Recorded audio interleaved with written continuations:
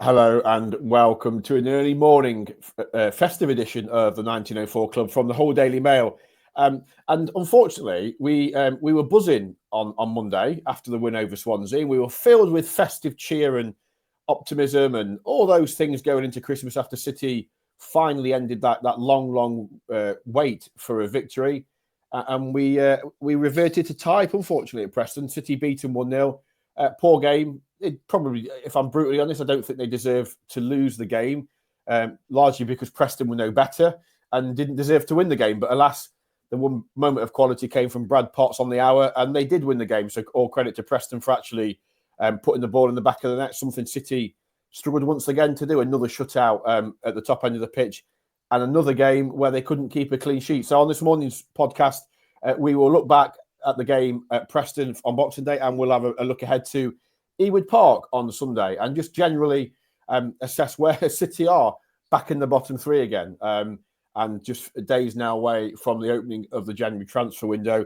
And I think Jordan said to me on the Facebook Live last night, he asked if it was the biggest window of Adjun's Ilagela's era at Hull City, and I think we'd probably agree with that. We'll have a natural that coming up. I'm joined this morning by Burnsy and by Fletch. So greetings of the season to you both. Burnsy, how was the turkey on Christmas Day?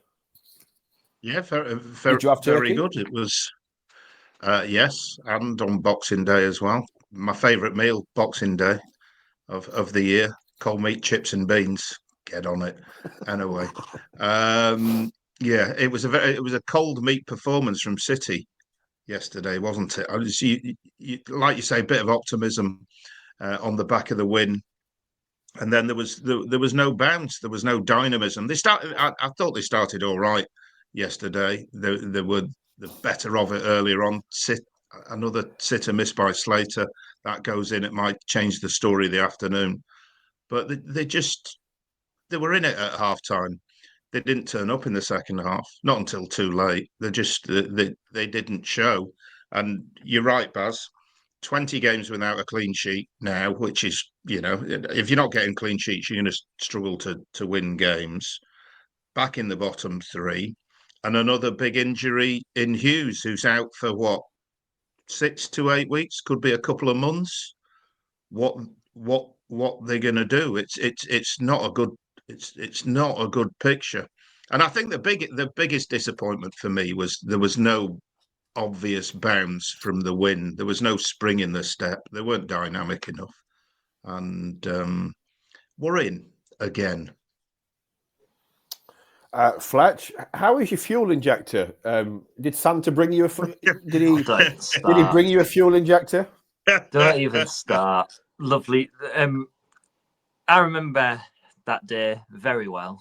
Travelling down to York. It was only Monday. Yeah, I know. Well, yeah, the thing called sleep, Baz. There's a thing called sleep. I'm deprived. Don't know what that is. No, we're allergic to sleep, aren't we, when we work in sports journalism? Got down to the roundabout right at the top of the street where I live, and the beautiful warning sign flashed up, and I'm like, not today. Just why today before Christmas? But anyway, I digress. And he needs to get some new internet, doesn't he? Oh, yeah. It's gone again. For those that don't know, that didn't listen to the show on Monday, Fletch was due to be on the show, and we got a message from the poor sod just before we went live to say that his car had failed him and that he was unable to attend.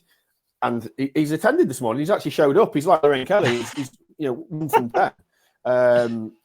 But as it looks like you've frozen again, so I don't know what's going on here. Me. Can you hear me? Hello. I can see. I can hear you. I can't see you, which is never That's a bad all right. thing. You don't want to see this ugly. Go on, carry on talking anyway, because you're frozen in time on your face. Never mind. That's for some people. That's a good thing. I think yesterday I was at Darlington yesterday, and I was enjoying a 7-goal thriller in thick fog, but I've always got my phone in front of me just to make notes on and stuff, obviously, of what the game's going on, what I'm going to ask the manager. And I'm sometimes guided by your posts, Baz, and anything that's coming from the club itself and whoever else is there. And I'm thinking, it's suspiciously quiet what's going on. Doesn't sound like nothing's going on. I watched the highlights back this morning, and when a club's own YouTube channel has one big chance in it, i.e. Pedro's shot followed up by Slater managing to, dink it over the roof of Deepdale, I think that's quite a telltale scenario, isn't it? They didn't create enough big chances, and it was one of those where you say, Burns, it looked like they had no dynamism and they just didn't offer enough. It was really frustrating because I thought Burnsy references the lack of bounce. I actually thought they started the game really well. Deepdale was quiet. It was very quiet. City started dominantly. They kept the ball well. Obviously, the chance they worked the opening really well. João Pedro's shot, Freddie Wooden saved, and again, it's hard, isn't it? Because Regan's a great lad, and he's such a decent player at championship level, and he's getting into some fantastic positions. But at the minute, he couldn't finish Burns' turkey dinner, and that's a real shame because he reads the game so well. He gets into such wonderful positions, but he just can't hit the target, and he's not hitting the target. You think of the chance against Swansea, and the rest of the team bailed him out in terms of the 2 goals that City scored to win the game. Well, that didn't happen yet on Boxing Day. That chance was costly. And I think had it have gone in, it would have vindicated what was a really promising start. They'd have gone 1-0 up. Preston's fans would have got more agitated as they were getting at times through the first half. And they probably go on and win the game, but they don't take that chance. Then they sort of take the foot off the gas a bit and they allow the home team to come back into it, which is going to, look, it's the championship. It's going to happen. Teams are going to create chances. That's football. You aren't going to keep any team at this level quiet for 90 minutes, particularly away from home. And but I just felt they lacked that. Again, there was even in the second half, and you're right, Burns, they didn't turn up for the most part. They weren't anywhere near on it second half, but they still had an awful lot of moments in and around the penalty area where the final pass or the final cross, the shot was. It just lacked quality, it lacked guile, and it's just so frustrating because, as you say, they worked so hard to get that result on Saturday, and Preston way is yes, we know it's a tough game, all the cliches, and these, apart from the 4-1 when we first got promoted, these games genuinely are 0-0 or 1-1, but that was a game yesterday they should never in a million years have lost, Burnsy. So, well, but it happens, and it happens, and they are where they are for a reason, aren't they? Because they can't keep clean sheets, they don't score enough goals. We've talked about it endlessly through the season. The question is now what they're going to do. The only way, in my opinion, they can change what is happening here, and it's key now, is the transfer window. They have to get the transfer window 9 out of 10, don't they? Unless either of you are going to tell me differently, the only way they can change the direction of this season is what happens in January in the transfer window. Agreed?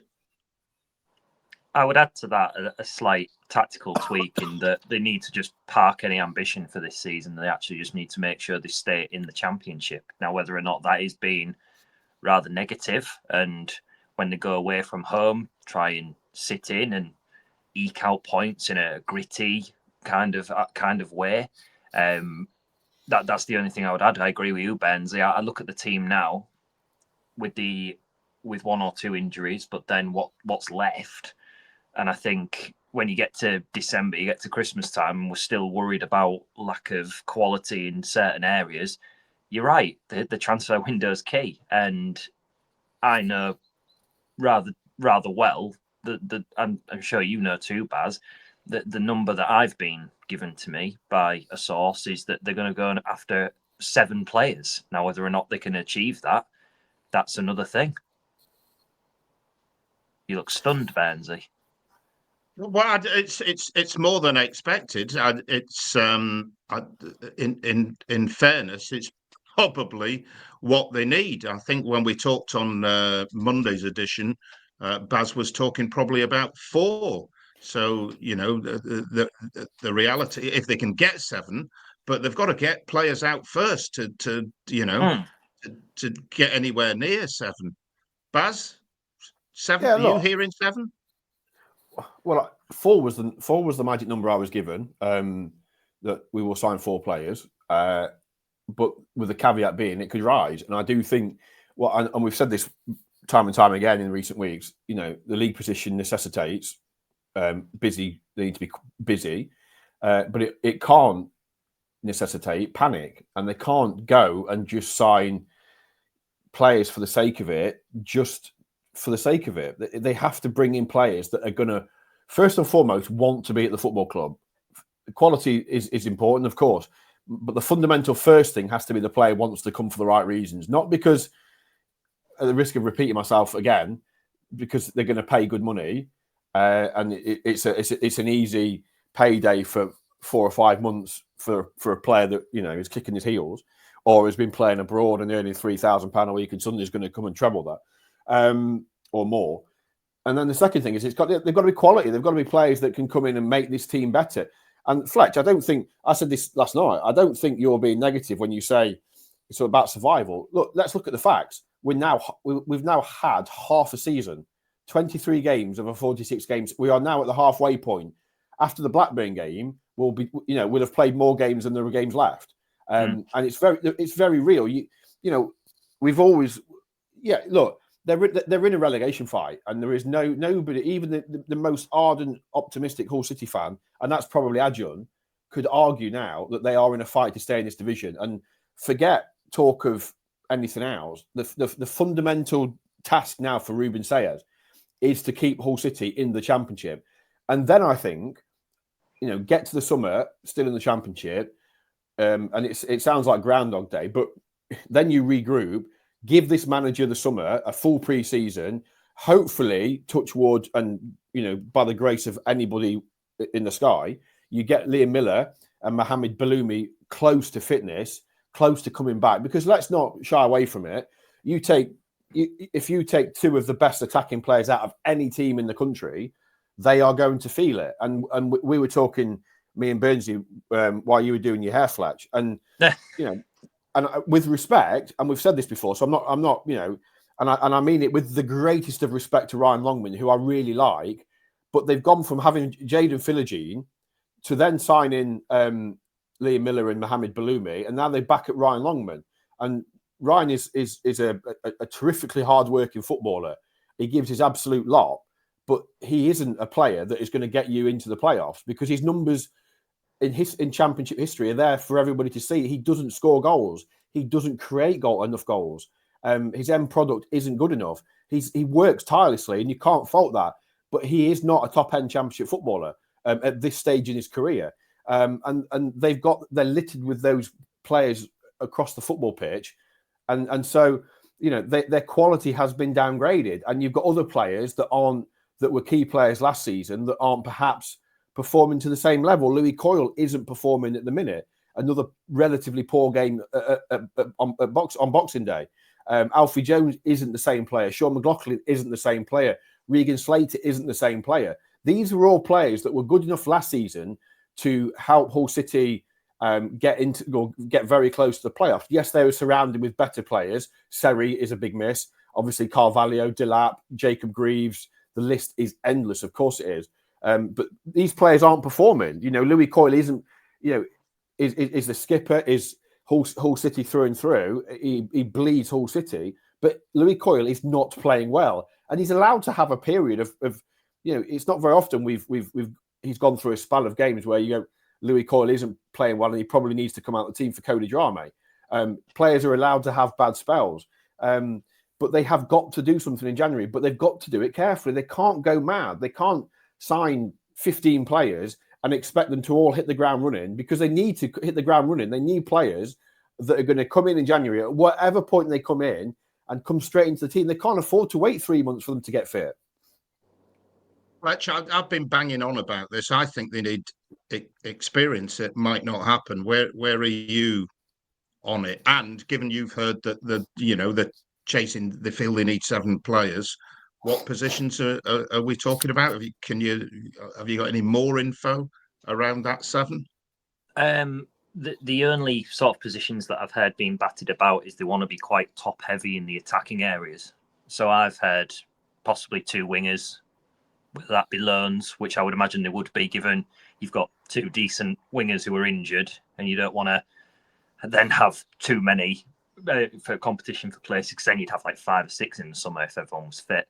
I think they're after another striker, from what I've heard, and then they will look to chop and change a couple of positions that are already, so it might be a couple going out, but then you look at people like Rushworth and Burns, the 2 loans, who I think would probably end up going back. That, No. for my opinion, that's not club, but I would get rid of them if it was up to me. But the position wise, I'm not too sure. No there. All right, hold on, Fletch. Baz is saying no on Rushworth and Burns going back. Well, I'm not saying no on Burns, because you can't go. Burns has played 48? Is it 48? Did we say before? He's played 48 minutes. 48 minutes. Sorry, no, he's played 83 minutes of Championship football this season. His last appearance came he played 6 minutes in the win at Stoke back in September. So he's played one. These are the minutes he's played in games: 1 and 8, Bristol City and Plymouth. Then he played 68 against Sheffield United, and then he played 6 away at Stoke City. So Burns, go on. But they've just lost Hughes for 2 months, possibly. I really like Sean McLaughlin, but he wasn't alone in this. His performance in the Preston game was not at the level I'd expect from him. They might have to turn to Burns, or is he? Do you think he's definitely going back? I don't think he's definitely going back. But when you look at it from Manchester City's point of view, what has the loan achieved for Finn Burns? He's not played in months. What's it achieved for Finn Burns? Yeah, for Finn Burns, okay, it's another experience, and who I can't remember who it was said to me recently, a manager, no loans are bad. I think it was Connor Sellers in the under 21s. He said to me, no, there's no such thing as a bad loan, because young players learn whether you go on loan and you play 40 games, or you go on loan and play 40 minutes. You learn an awful lot about yourself, and I think so that, yeah. But in terms of it's not that easy either to just end a loan. Yes, there are break clauses. Exactly. All season long loans have January break clauses, so there is an opportunity in the January window to end a season long loan. But there are naturally going to be financial penalties for that. So as we talked about the other day, so they've obviously got a decision to make on Finn Burns. Do they want to keep him around? And if they do, he's going to have to play. If they don't, then get rid of him, send him back to Manchester City, so then he can find another. He can go and play somewhere else and not just sit on the bench somewhere. And also, more importantly for Hull City here, it frees up a space, because, as we keep saying, their squad is maxed out. At the minute, they are not allowed to sign anybody. As it stands right now, even if Fabio Carvalho was available on a free transfer and he was prepared to walk to Hull City over hot coals, they could not sign him because they don't have the space in their squad. The EFL would not allow them to register any more players. So they have got to get players out before they can bring anybody in. So obviously they will deregister Liam, again, raking over old ground. Apologies if you've heard this on the show a million times before, but they will deregister Liam Miller and Mohamed Baloumi because they're not going to play again. They will deregister Oscar Zambrano because he's not going to play again. But that's only 3 players. That means they could only bring 3 players in. They've still got to get players out. Rushworth, I've been told, is not going anywhere. I've been told that Rushworth he's back in training, not full training, but he's back in training, expected to be back in full training very soon, and that he will challenge Pandor for a place. What does that mean for Anthony Rachopi? Because only a few months ago, Anthony Rachopi was playing in the Champions League. He's now warming Hull City's bench in the bottom 3 in the Championship. I mean, from his point of view, he can't be overly impressed, can he? Because he's playing second fiddle to Ivor Pandor, and he'll be playing third fiddle when Rushworth comes back. So what does it mean for him? What does it mean for Lota? Obviously, Timothy Lota-Tala isn't going to play in the Championship, so you think he was close to a move to Wrexham. That didn't materialise, but I would suspect he'll be farmed off in January because he wants to play, and rightly so, as does Harvey Cartwright. They've got a lot of decisions, but they've got to get players out. it wouldn't surprise me if Ryan Longman was a player. We know there was a lot of interest in him in the summer. He has played, but what they can't do, Burnsy, is get themselves into a situation they did in the summer where they allowed Oscar Estupiñán to go because they thought they'd got a striker coming in. They thought that was David Fofana from Chelsea. It didn't happen. By that point, Oscar had gone again, and they've left themselves short. Now, I'm not saying that Oscar Estupiñán would be the saviour here and would have solved all their goal scoring problems. That is not what I'm saying. My point being is that they allowed him to go before they got another guy in the building, and that's what they can't. They can't allow Ryan Longman to go until they've got a replacement. So or anybody else. And Will Jarvis is not. You can't put all your eggs in the Will Jarvis basket, because although he's a brightly talented footballer, we've not seen anything at championship level that suggests he's going to be able to do it, create goals and score goals on a consistent basis.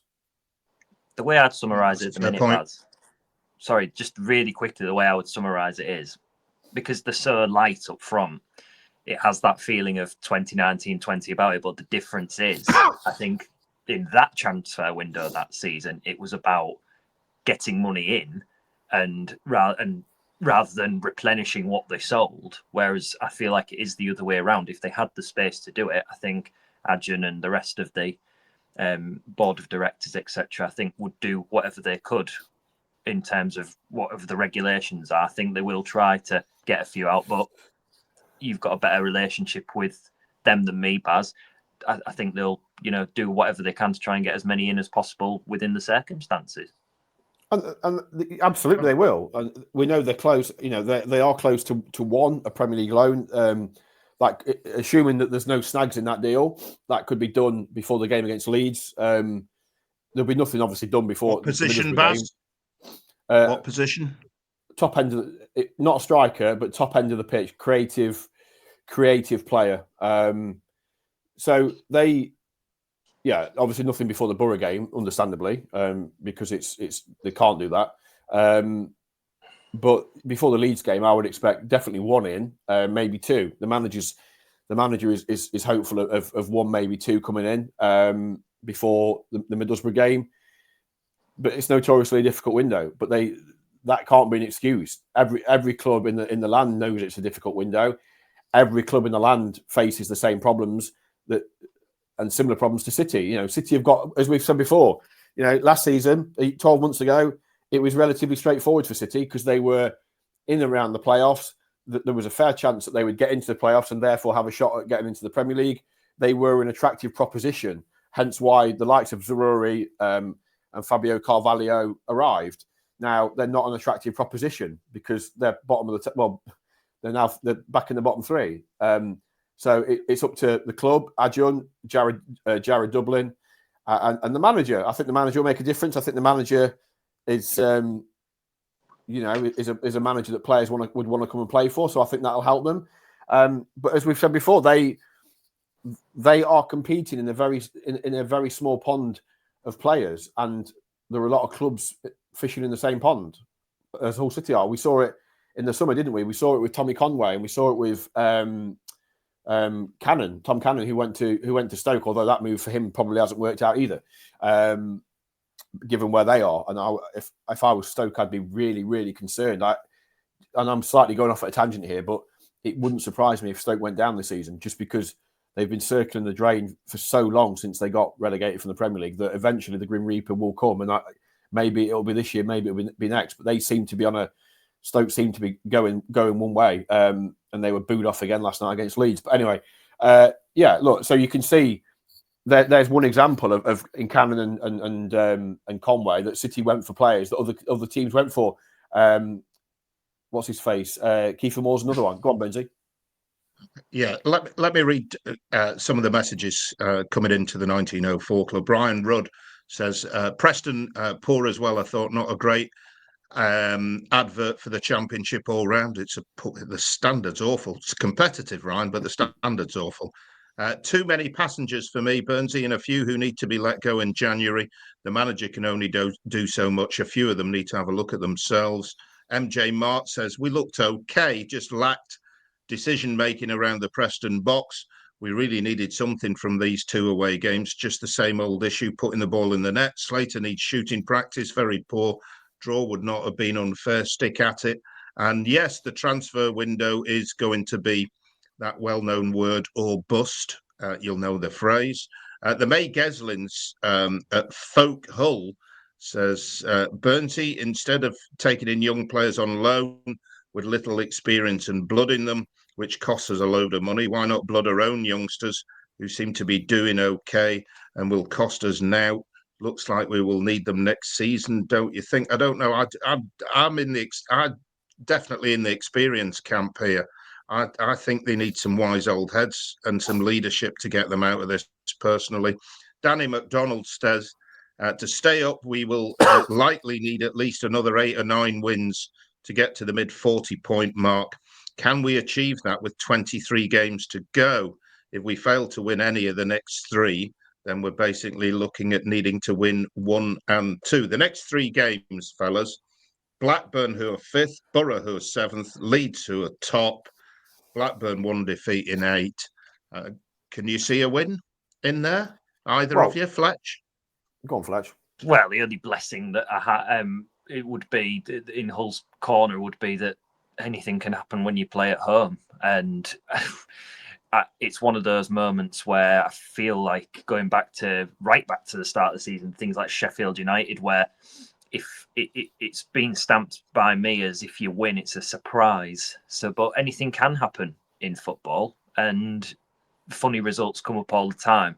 But there's nothing really tangible that I can lean to that suggests they would get a win against either Borough or Leeds. It just needs to be, for me, going forward, ugly, gritty, determined performances. And sometimes if you win, for example, like if they went to Blackburn and won 1-0 away and had 4 shots, and it was a horrible game to watch where the ball's just been pinballed around, but they were gritty and they eke it out, that would actually not just give them 3 points, but I think defensively that would give them a ton of confidence going forward, because at the minute they're on course to break the clean sheet record, which I think off the top of my head is something like 28 games, and it was set in the early 20th century. That's the longest run where they haven't kept a clean sheet. And I just think that would just take so much weight off the defensive shoulders, because if you go 1-0 down now after such a long run where you've conceded, mentally you can't get out of it as quickly as a team that, for example, maybe 6 or 7 unbeaten and it comes as an element of surprise. So what do you do? What do you do to change that from the coach's point of view? You won't have anybody in before Blackburn. You won't have anybody in before Middlesbrough. You might have somebody from Leeds. But what do you change defensively? You've lost Hughes. What do? Do you change the system? Do you change the personnel? Do you do both? I think where are you going with it? I think you tweak the system, and I think they need to abandon the idea that they can beat anyone with attacking football for now. I think what they have to do is just be honest and accept that they need to be more defensively minded and give that back four some more protection. So whether that's dropping 4-5-1, but even if it's a 4-5-1, it plays sometimes like a 4-3-3, and it can be fast and dynamic out wide. I think they need to just have 2 honest sitters who sit in front of that defence and just block off any central areas, force them wide, and then it's the responsibility of the fullbacks and the wingers tracking in to try and double up and make sure that crosses don't come in. But they're not stopping crosses, are they, Baz? And as we mentioned on the last podcast, they've conceded the most headers in the division. They're not stopping the crosses. You talk to the manager. Me and Fletch don't talk to the manager. What's his thinking? Do you see a change, a change in formation, change in personnel for the Blackburn game? I think he's going to have to look at that, because he wants, he wants. It was like at Coventry.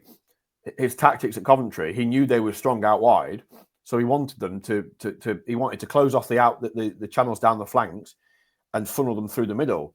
Well, that didn't work, because, as we saw, Ryan Giles couldn't stop the crosses on the far side, and Louis Coyle couldn't track the runners on this side, and they scored goals from it. And it was similar at Preston. They didn't stop Louis Coyle couldn't stop the Kessel Hayden, the winger. he just couldn't deal with him all afternoon.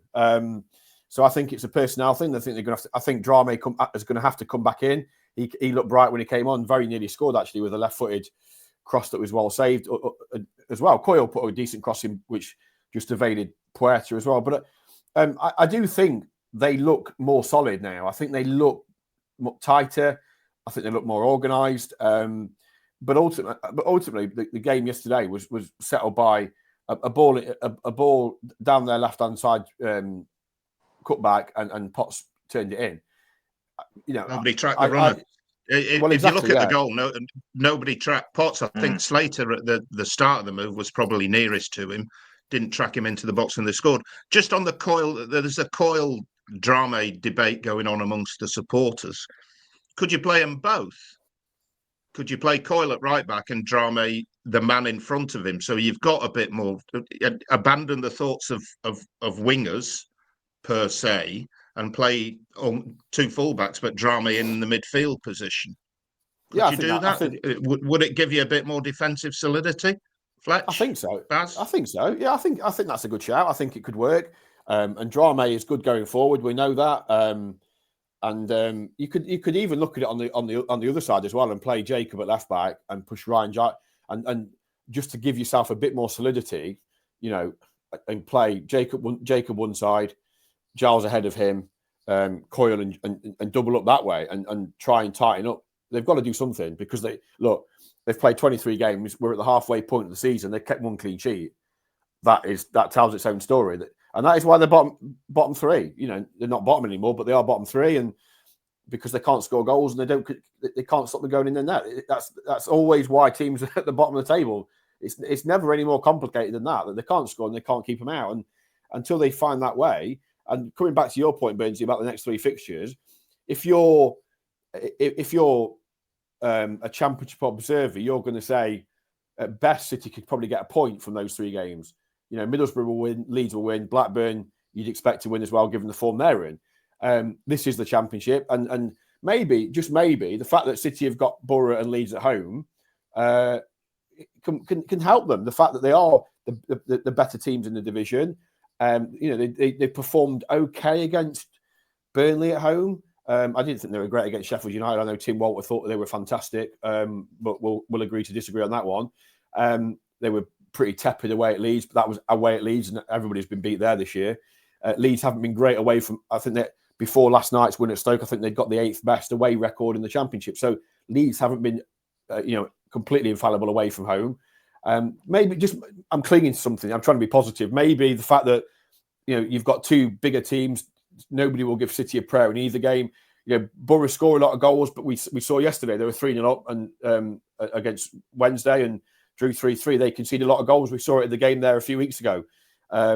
So you just never know. They've got to get a clean sheet from somewhere. And like Fletch says, if they could go to Blackburn and eke out a 1-0, basically do what Preston did yesterday, play rubbish, offer absolutely nothing, be dull and boring and grim, which is Preston anyway. Now, Baz. No. But Preston are historically Preston. I'm not on about the City. I'm on about Preston as a team have been historically really, really dull. Under Ryan Lowe, they were turgid to watch. Heckingbottom's getting, and I like Paul Heckingbottom, but he's making them difficult to beat. He's doing what we need. He's making them difficult to beat. They draw, yes, I think they've drawn 11 games this season, so they are the draw specialists, but he's making them difficult to beat. And City, I think City look a lot better under Ruben Sayers, but they've got to find a way of stopping those crosses coming in, and they've got to start taking their chances, because it's not like they're not creating things. It's not like they're not getting in good positions. They are, but they're fluffing it, and that is something that if they're going to get out of this mess we're now going to be in the second half of the season from Blackburn. They've got to get out. They've got to start taking responsibility. Baz, they only had one serious chance yesterday. The one that didn't they? That Slater put over the bar. Bill Robbins says to us on the 1904 club, we look like a side severely lacking in quality. The contrast to last year's team is absolutely monumental. Agreed. League One fodder at the moment. January is huge. Liam Flanagan says, disappointed with Slater missing another sitter. No excuse for not putting that away. At this level, if you don't take your chances, you get punished. Preston were poor. We can't seem to stop crosses and get caught every week from it. We will stay up, but it will go to the wire, says Liam. And Croupier says the transfer window is key. I've got about 2 minutes. Yeah. Then I've got to do a radio show, fellas. You were going to ask me something, Baz. Yeah, probably. You know, we talked about it before about Birmingham went down with 13 wins, I think it was. You know, you look at the table. I don't think it's going to need that this year, and that is, you know, you look at City have won 4, and they're a point away from safety. I don't think they're going to need to win that many. You never know. Suddenly, you just never know. So, right, that's it, because we've all got to shoot off. It was a quick blast this morning after the Boxing Day game. And obviously, we've got the game on Sunday against Blackburn at Ewood Park. If you are going, have a safe journey. Fletch, thank you for joining us. We'll see you again soon. No worries. I'm going to go stuff my face on chocolate now to try and cheer myself up that City are in the bottom 3. It's not as bad as it was last week when they were bottom of the table. You know, think of it that way. Burnsy, radio show, what's on the agenda this morning? Just a cultural whiz through on Burnsy's to-do list. Loads of music. A music mix like no other, perhaps. There's quite a lot of soul in this morning. There's a bit of indie, and there's my favourite track from The Clash, because there's a Clash covers band playing at the Polar Bear on Saturday night. That's on my to-do list. Hull's 107 FM from 10. You'll have missed it by the time you see this, so it's there every Friday, though. Brilliant. Thanks, everybody, for listening. Thanks for watching. If you're watching on the YouTube channel, keep your comments, questions, and God knows what else coming in, and we will see you at Ewood Park for the final game of 2024. It's been a rubbish year, hasn't it? But let's hope we can end on a positive. Up the Tigers.